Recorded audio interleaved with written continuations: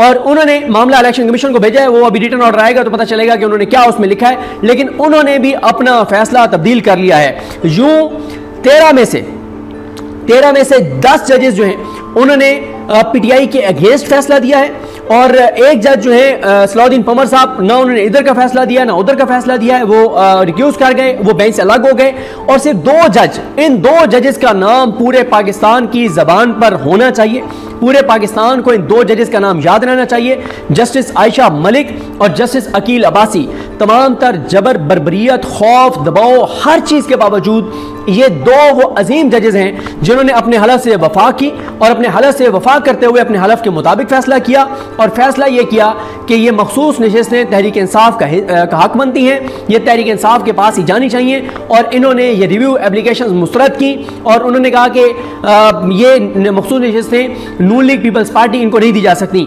कल हामिद खान साहब ने बड़ी तफसील से बताया था कि काजी फाइजी साहब, मुसरत हिलाली और इसने मोहम्मद अली मजहर ने जिस तरह से बल्ला छीना था, उसके बाद इलेक्शन कमीशन ने क्या किया था, उसके बाद पेशावर हाई कोर्ट ने क्या किया था, उसके बाद इस निजाम ने क्या किया था, उसके बाद आरोज ने क्या किया था, 8 फरवरी को किस तरह पकड़ धकड़ हुई, किस तरह जबरी गुमशुदगियां हुई, लोगों के बच्चों को उठाया गया। इससे पहले सलमान अकरम राजा साहब ने बहुत शानदार दलाइल दिए, सलमान अकरम राजा साहब ने भी बहुत शानदार चीजें बताई। और उनसे पहले जो सबसे पहले वकील थे सुन्नी इत्तेहाद कौंसिल के फैसल सिद्दीकी साहब ने भी एक चीज बताई थी, लेकिन जजेस ने, और आप एक चीज और नोट करें, रिव्यू दायर किया था इस हुकूमती जमातों ने और इलेक्शन कमीशन ने, लेकिन उन्होंने कोई खास दलाइल नहीं दिए, कोई सॉलिड बात नहीं की, कोई वैलिड बात नहीं की, कोई मुतासिर कुन बात नहीं की, लेकिन जजेस ने उनकी बात मान ली। और मैं हसनात मलिक साहब को सुन रहा था, उन्होंने बड़ी प्यारी बात की, और ये बात आपने भी नोट की होगी जो आप मुझे सुनने वाले हैं, कि ये जो जजेस आईनी बेंच में बैठे थे इनमें से कोई भी नोट्स नहीं ले रहा था। हैरान कुन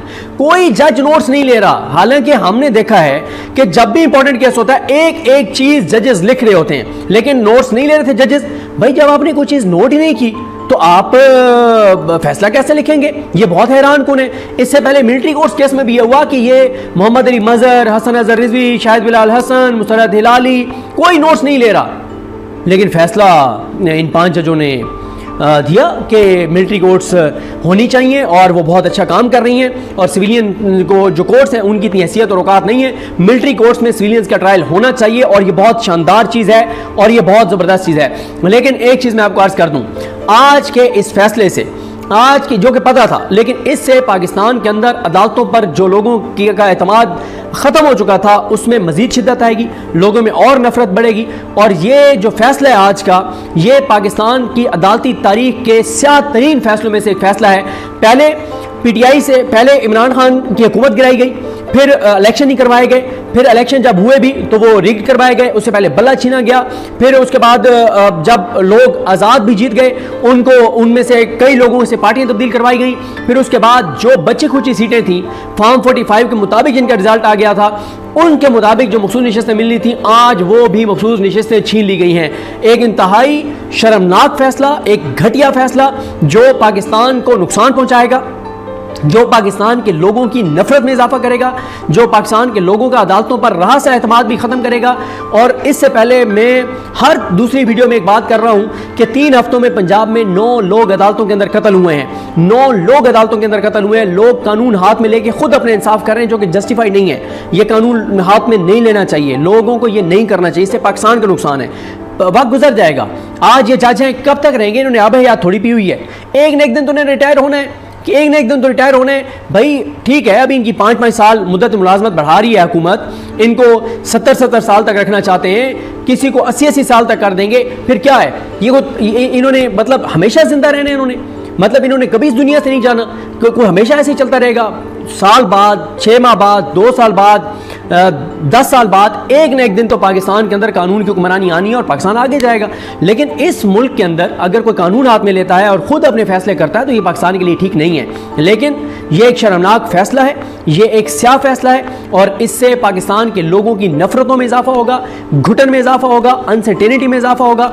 और जो कुछ ये हो रहा है ये शुरू हुआ था काजी फाइजी साहब से, और आज उस सफ़र को आगे बढ़ाया है 7 जजेस ने, जस्टिस अमीनुद्दीन खान, बल्कि 9 जजेस ने, 9 बल्कि 10 के 10 ने एक तरह से, अमीनुद्दीन खान, अमीरुद्दीन खान के साथ जस्टिस अमीरुद्दीन खान के अलावा justice Jamal Khan Mandokhail, justice Mohammad Ali Mazhar, justice Shahid Bilal Hasan, justice Musarrat Hilali, justice Ali Baqar Najafi, justice Amir Farooq, justice Hashim Kakar, ये सारे के सारे जजेस ने आज काजी फाइज ईसा के उस सफ़र को आगे बढ़ाया है कि पाकिस्तान के अंदर हकीकी जमहूरियत नहीं होनी चाहिए, पाकिस्तान के लोगों को फैसला नहीं करने देना चाहिए, पाकिस्तान के लोगों को फैसला नहीं करना चाहिए। ठीक है, मखसूस नशिस्तें PTI से छीन ली गई हैं, पहले कौन से असम्बली के अंदर कोई फैसला होना था, फैसले वैसे ही सड़कों पर होने हैं, वैसे ही ये एक PTI ने अगर कुछ चीज़ हासिल करनी है तो उनको इमरान खान के साथ सिंसियर होना पड़ेगा।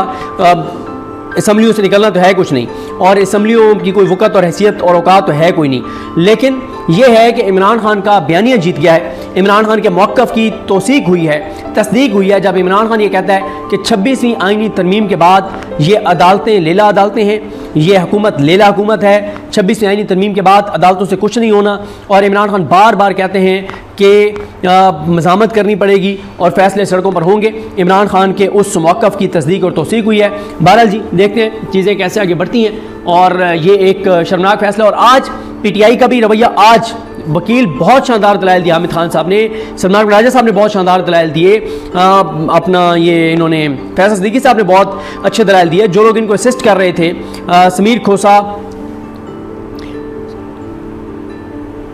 समीर खोसा और बाकी जो इनको असिस्ट कर रहे थे, उन्होंने बड़ी मेहनत की। लेकिन आज PTI के जब MNAs को सारों को सुप्रीम कोर्ट आना चाहिए था, एक दबाव बढ़ाना चाहिए था, रेजिस्ट करना चाहिए था, सिवाय 6-7 MNAs के PTI के MNAs ने सुप्रीम कोर्ट आना गवारा नहीं किया, उनकी लीडरशिप ने आना गवारा नहीं किया। क्यों? कॉल किसी ने कह दिया होगा नहीं जाना, उन्होंने कहा सर हम खादिम, हम नौकर, हमारी आल औलाद आपकी खादिम और नौकर, कोई नहीं जाएगा, कोई प्रेस कॉन्फ्रेंस नहीं करेगा। अब आज अगर आप पूरा दिन वहाँ पे MNAs रहते, लीडरशिप रहती, बार बार मीडिया टॉक करते, सोशल मीडिया से बात करते, एक नैरेटिव बनता है, वैसे तो पूरे पाकिस्तान को पता है, ऐसी कोई इसमें कोई शक नहीं है। लेकिन ये वो मौके होते हैं जब आप बहुत ज़्यादा इसके ऊपर बात करते हैं, बहुत ज़्यादा आप इसको हाईलाइट करते हैं, लेकिन PTI इसमें मुकम्मल तौर पर नाकाम रही। मुझे अपनी दुआ में याद रखें। अल्लाह करीम हम सब का हामी नासर हो, अल्लाह ताला पाकिस्तान का हामी नासर हो। चीज़ें पाकिस्तान के लिए बिल्कुल ठीक नहीं है। इस तरह के शर्मनाक फैसले पाकिस्तान को कमज़ोर करेंगे, पाकिस्तान की बुनियादों को खोखला करेंगे, और किसी सूरत भी ये फ़ैसले पाकिस्तान की खिदमत नहीं है, ना ही इन जजेस के हलफ से वफा के मुताबिक ये फ़ैसले हैं। अल्लाह ताला पाकिस्तान पर रहम करे, अल्लाह ताला पाकिस्तान पर करम करे, और क्या कहा जा सकता है इससे ज़्यादा। अल्लाह करीम हम सब का हामी नासर हो। अल्लाह हाफ़िज़।